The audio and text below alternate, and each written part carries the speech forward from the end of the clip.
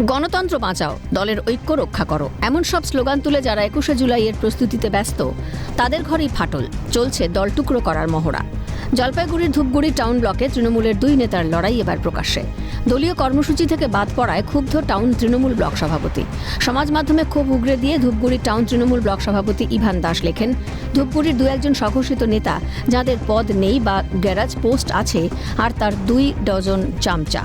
জেলা সভাপতি মহুয়া গোপ, জেলা চেয়ারম্যান খগেশ্বর রায়, গৌতম দা, চন্দন দা ও রাজ্যের নির্দেশকে উপেক্ষা করে দলের ফ্লেক্স লাগিয়ে সব ঊর্ধ্বতন নেতৃত্বকে অপমান করবে। দিনের পর দিন আর চুপচাপ হাত গুটিয়ে বসে থাকা সম্ভব নয়। অর্থাৎ অভিযোগের তীর সরাসরি জেলা তৃণমূল সাধারণ সম্পাদক ও পুরো প্রশাসক মণ্ডলীর সদস্য অরূপদের দিকে।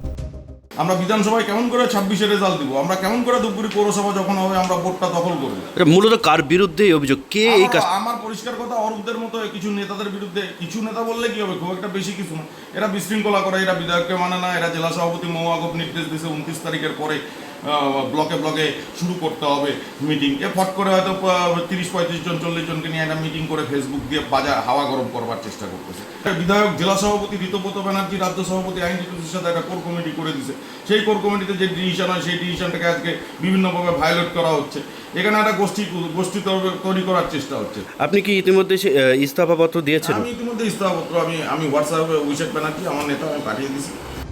মূলত তৃণমূল যুব কংগ্রেসের মিটিংয়ে ডাক না পাওয়ায় তৈরি হয়েছে ক্ষোভ। তবে কি নিজের পছন্দের লোকেদের নিয়ে দল চালাতে চাইছেন অরূপ দে? নিজস্ব গোষ্ঠী গড়ে তোলার চেষ্টায় আছেন? প্রভাব পড়তে পারে বিধানসভা ভোটেও।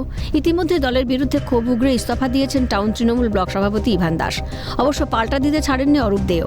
তাঁর কথায় এর আগেও নাকি একাধিকবার ইস্তফা দিয়েছেন, পরে অবশ্য স্বপদে বহাল। তবে কি সবটাই নাটক? এরকম ইস্তফা আমাদের ব্লক সভাপতি ৩-৪ বার আগেও দিচ্ছে। এটা ওনার হচ্ছে ভঙ্গিমা করে।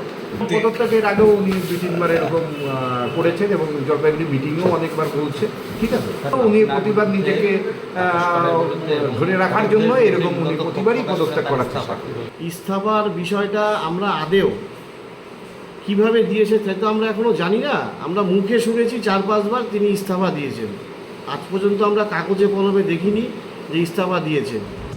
বিষয়টি সামনে আসতেই যেন পালে হাওয়া, কটাক্ষ ছুড়ে দিয়েছে বিজেপি। তৃণমূল কংগ্রেসের যা কালচার সেটাই পরিষ্কার হয়ে গেছে।